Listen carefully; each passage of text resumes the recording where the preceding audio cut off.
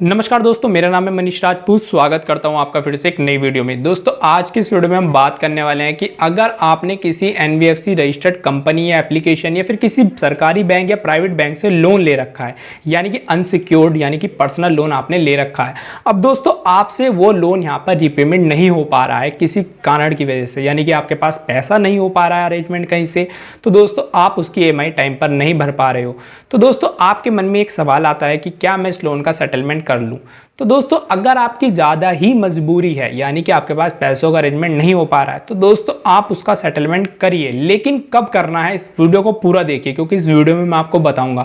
अगर आप loan settlement करना चाहते हो और उसमें होने वाले नुकसान से बचना चाहते हो तो इस वीडियो को लास्ट तक जरूर देखना, आपकी बहुत हेल्प होगी। क्योंकि दोस्तों इस वीडियो में मैं आपको बताऊंगा कि कैसे आप उस लोन से जो होने वाले नुकसान से आप कैसे बच सकते हो, यानी कि लोन सेटलमेंट करते वक्त अगर आपका कोई नुकसान हो गया उसमें, तो उससे आप कैसे बच सकते हो, इसमें पूरा मैं आपको बताने वाला हूं। क्योंकि दोस्तों अगर मान लीजिए कि आपने कोई भी अनसिक्योर्ड लोन ले रखा है यहां पर, ठीक है, और यहां पर उसका आप लोन सेटलमेंट करना चाहते हो, तो दोस्तों आप जब भी उसका लोन सेटलमेंट करो, यानी कि आपको वहां पर वेट करना है। कभी भी खुद से बैंक को या फिर किसी भी फाइनेंशियल एम्प्लॉय को कॉल करके नहीं कहना है कि मैं इस लोन का सेटलमेंट करना चाहता हूं। आपको क्या करना है, आपको वेट करना है। क्योंकि दोस्तों यहां पर कोई भी फाइनेंस कंपनी या फिर बैंक से आपने लोन ले रखा है तो वहां पर ऑफर निकलते हैं। ऑफर ये निकलते हैं लोन सेटलमेंट के, यानी कि उसमें आपको 75%, 80%, 70%, 60% तक की छूट मिल जाती है लोन सैंक्शन करने, मतलब लोन सेटलमेंट करने में। यानी कि मान लीजिए आपने 1 लाख का लोन लिया है यहाँ पर, ठीक है, अब मान लीजिए उसका आप सेटलमेंट करना चाहते हो, उसकी ईएमआई नहीं दे पा रहे हो, तो दोस्तों उसमें क्या होगा, अगर आप खुद से बोलोगे किसी भी एजेंट को या बैंक को या फिर उनके जो इसका भी फोन आ रहा है आपके पास कि आप इस लोन को चुकाइए कैसे भी कीजिए, अगर आप खुद से कहोगे कि मुझे इस लोन का सेटलमेंट करना है, दोस्तों उसमें बैंक को ये लगेगा कि इस बंदे की मजबूरी है, ये पैसा इसके पास है लेकिन ये खुद सेटलमेंट करना चाह रहा है।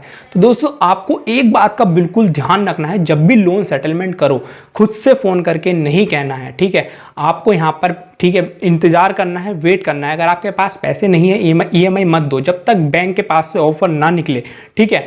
तो वहां पर जब तक वेट करना है, लोन सेटलमेंट नहीं करना है, क्योंकि बैंक के पास हर साल के, ठीक है, 6 महीने में ऑफर निकलता रहता है लोन सेटलमेंट करने का, और उसमें ये 75 या फिर 80, ठीक है, उसमें ये आपको इतनी छूट दे देते हैं। और मार्च एंड में तो आपको ये बहुत ज़्यादा छूट देखने को मिल जाती है। मान लीजिए कोई लोन है आपका 1 लाख का, ठीक है, उसमें क्या होगा कि उसमें आपको यहाँ पर 25-30 हज़ार रुपये में ही सेटलमेंट कर देंगे आपका। तो दोस्तों यहाँ पर इस चीज़ का आपको वेट करना है, ठीक है, बैंक की तरफ से जब तक कोई लिखित में यानी कि रिटर्न में कोई ऑफर लेटर आपको ना मिले, ठीक है, जब तक उनका एम्प्लॉय खुद कॉल करके ये ना कहे कि आप इस लोन को सेटलमेंट कर लीजिए, हमारी तरफ से ये ऑफर निकल कर आ रहा है, इतने % में आपका सेटलमेंट करा देंगे।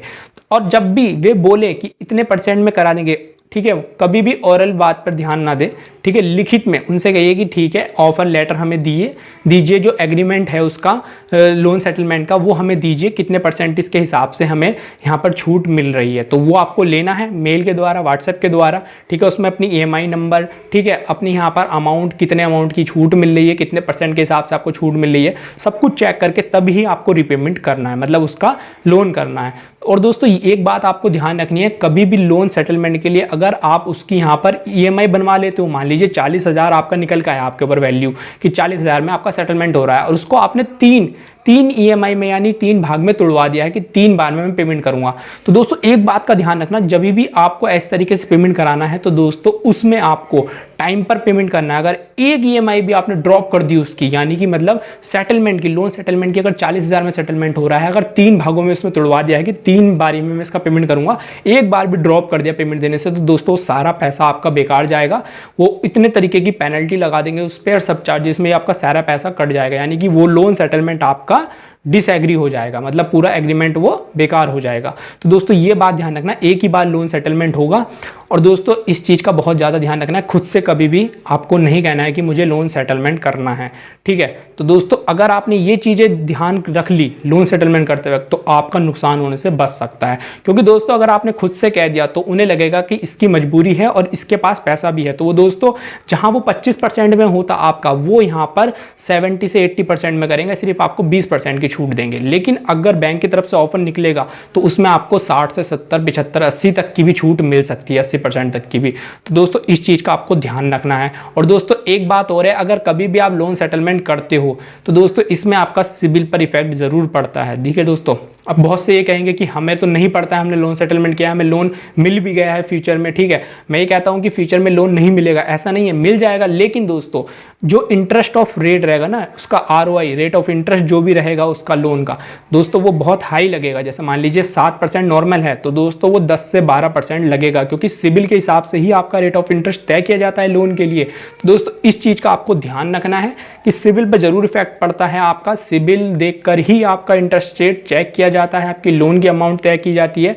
तो फ्यूचर में जब भी आप लोन लोगे तो उस पर इंटरेस्ट रेट आपका थोड़ा ज़्यादा लगेगा, लेकिन लोन मिल जाएगा। ऐसा नहीं है कि मैं नहीं कह रहा लोन नहीं मिलेगा, कुछ केस में मिल जाता है। और ज़्यादा ही बेकार हो गया आपका सिविल तो यहाँ पर आप का फिर लोन नहीं मिल पाता, उसमें बहुत दिक्कतें आती है। तो दोस्तों मैंने आपको बता दिया है कि कभी भी खुद से लोन सेटलमेंट के लिए ना कहें, जब तक बैंक की तरफ से ना बोला जाए कि लोन सेटलमेंट कर लीजिए, ये ऑफर आया हुआ है, उनसे ऑफर लिखित में लीजिए, एग्रीमेंट में लीजिए, तभी लोन सेटलमेंट कीजिए। तो दोस्तों उम्मीद करता हूँ कि मेरी बताई हुई सारी जानकारी से आपको काफ़ी हेल्प मिली होगी।